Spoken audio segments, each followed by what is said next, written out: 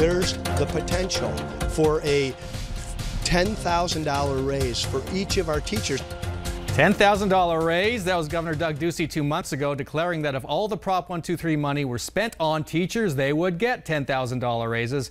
Well, that's not happening. Jennifer, I want to start with you. You had something to say at the very end of that last block. What was it? Well, I think when we think about teacher compensation, we should remind ourselves that teachers deserve the American dream just like everyone else. They deserve to be able to buy a house, raise a family, and send their kids to college. They're in a profession that makes college possible for all other children, and it ought to be possible for theirs as well. Okay, I want to go once around. If you were running things, what needs to happen? Dan?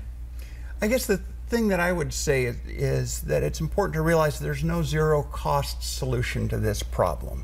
If we were able to retain our teachers in the classroom by just giving them gold stars and saying, "We love you, teachers, stay in your job," you would still end up paying more for that, because right now we have 1/3 of our teachers have 4 years or less experience, so they're being paid at the bottom of the pay scale. If those teachers stay around, become veteran teachers, they'll be better teachers, but they're going to move up the pay scale, and that's going to cost us, even if we don't give them a raise outside of that. Nobody's talking about that yet. Actually, I feel like the easy thing to say is we just need to reallocate money. But if you notice, we're bottom in general funding, we're bottom in teacher pay. There's not extra money to come from somewhere, and I would hate for folks to think that the problem is just we can get rid of the nurses and the librarians and the aides. Those folks make a teacher's job possible. I don't know a teacher that says my principal isn't working his or her tail off. And so thinking about the support services around teachers, Dan was talking about workload as the second biggest issue. We have to increase resources. That's the key. Jen, last thought.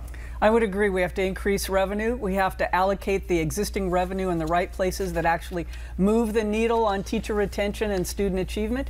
And I think that all Arizonans have a role to play in supporting teachers, in voicing their opinions about budget priorities to their elected officials, and to paying attention to this issue and supporting teachers. All right, budget debate coming up this week. Talking about a 0.4% raise from Doug Ducey or a 1% raise, which folks in the House want. Do either of those numbers get you excited?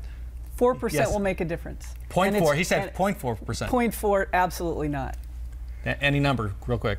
I think that pay is an important part of this problem, but there's more to it than just that. Actually,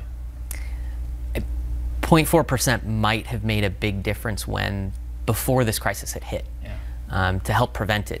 At this point, it doesn't seem like enough. All right. Jennifer Johnson of Support Our Schools AZ, Dan Hunting of Morrison Institute, Akshay Patel of Phoenix Collegiate Academy. Thanks so much for joining us.